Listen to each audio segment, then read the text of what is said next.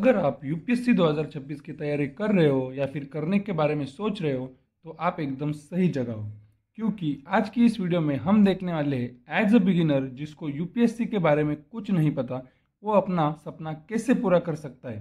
तो आइए सपनों की तरफ पहला कदम रखते हैं और देखते हैं कैसे हम यूपीएससी में जीरो से हीरो तक का सफर तय कर सकते हैं। दोस्तों, यूपीएससी की तैयारी शुरू करने से पहले आपको इस एग्ज़ाम के बारे में सब कुछ डिटेल में पता होना बहुत ज़रूरी है, तभी आपकी प्रिपरेशन को एक सही डायरेक्शन मिलेगी।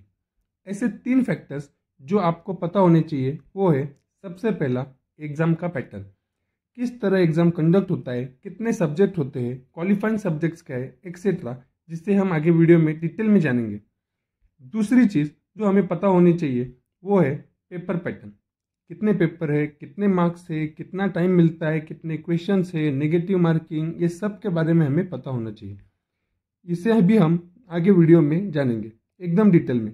और तीसरी और सबसे महत्वपूर्ण बात जो वही 99% बच्चे इग्नोर करते हैं जो सिलेक्ट नहीं होते, हर चैनल पर हर मेंटर द्वारा बताने के बाद भी बच्चे इसे इग्नोर करते हैं, वो है सिलेबस।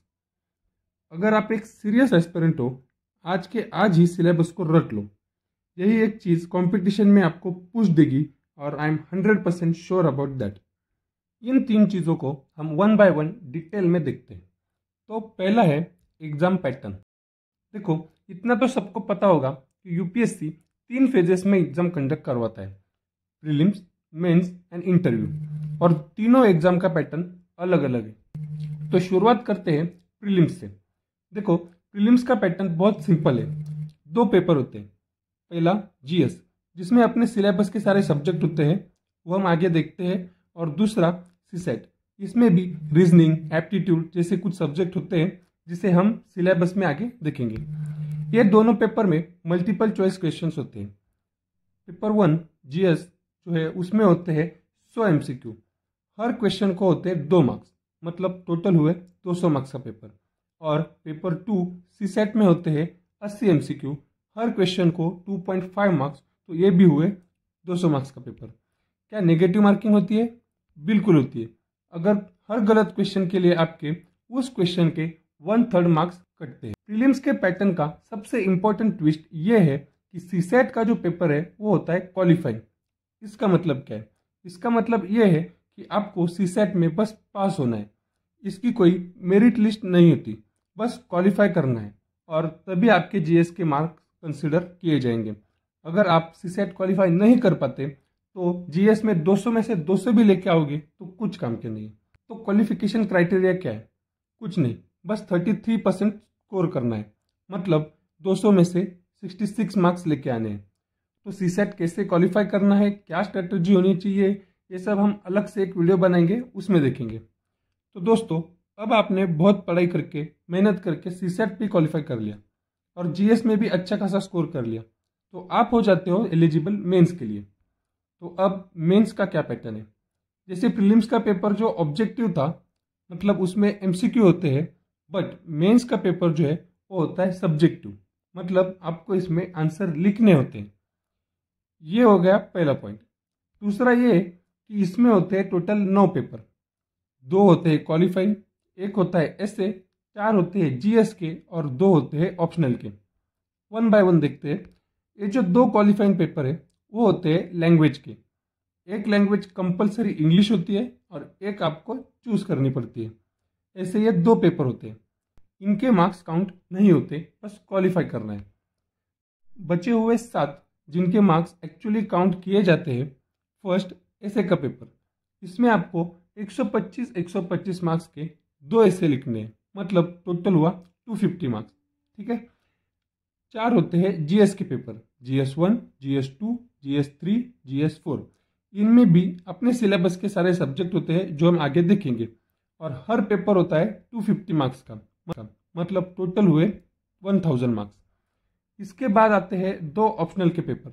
अभी ऑप्शनल क्या है? देखो, आपको अपनी मर्जी का एक सब्जेक्ट चूज करना होता है, एक लिस्ट में से जो यूपीएससी प्रोवाइड करती है, उसमें से आपको कुछ भी सिलेक्ट कर सकते हो, वो आपके ऊपर डिपेंड करता है। लेकिन सही ऑप्शनल सिलेक्ट करना बहुत ज़रूरी है, क्योंकि ये 2 पेपर 250 मार्क्स के होते हैं, मतलब टोटल हुए 500 मार्क्स। तो देखो, इससे के 250, जीएस के 1000, ऑप्शनल के 500, सब मिलके हो गए 1750। तो आपका मेंस का एग्जाम रहेगा वो होगा 1750 मार्क्स का। इसमें अगर आप अच्छा स्कोर करके मेरिट में आते हो तो आपका सिलेक्शन होता है इंटरव्यू के लिए। और मैं आपको बता दूं, यूपीएससी के इस स्टेज तक जाना भी अपने आप में एक बहुत बड़ी बात है। तो दोस्तों, इंटरव्यू टोटल 275 मार्क्स का होता है और ये मार्क्स आपके फाइनल रिजल्ट में ऐड हो जाते हैं। मतलब मेंस के 1750 प्लस इंटरव्यू के 275, ऐसे टोटल 2025 मार्क्स का पेपर होता है। जी हाँ दोस्तों, आपका जो फाइनल रिजल्ट आता है वो आउट ऑफ 2025 मार्क्स से आता है। इस पे ही आपको कौन सी पोस्ट मिलेगी या नहीं मिलेगी ये डिसाइड होता है। ये तो हो गया एग्जाम का पैटर्न और पेपर पैटर्न के बारे में। इसके बाद सिलेबस, जो कि आज ही आप याद करने वाले हो अगर आपको 2026 के अटेम्प्ट में अपने आप को प्रूव करना है तो। प्रीलिम्स का जो सिलेबस है वो एकदम शॉर्ट में दिया है, आपको वो नहीं याद करना, आपको करना है मेंस का, जो आपको मिलेगा यूपीएससी के लेटेस्ट नोटिफिकेशन में। तो आप यूपीएससी सीएससी 2025 का नोटिफिकेशन डाउनलोड कर लो, आपको उसमें मेंस का सिलेबस डिटेल में देखने मिल जाएगा और उसे ही आपको याद करना है। सिलेबस क्यों याद करना है, उसके क्या बेनिफिट्स है, ये सब हम अगली वीडियो में देखेंगे, क्योंकि वो एक प्लानिंग और स्ट्रैटेजी का हिस्सा है। और उसी पे हमारा नेक्स्ट वीडियो होने वाला है, जिसमें हम कैसे आप यूपीएससी में कंपटीशन को बीट करके खुद को साबित कर सकते हो और उसके लिए क्या टिप्स एंड ट्रिक्स को फॉलो करना है, प्लानिंग कैसे करनी है, क्या स्ट्रैटेजीज अपनानी है, ये सब देखने वाले हैं। तो चैनल को सब्सक्राइब करके रखना और यूपीएससी से रिलेटेड कुछ भी डाउट हो तो आप कमेंट सेक्शन में पूछ सकते हो। और ये वीडियो पसंद आया हो तो लाइक ज़रूर करिएगा।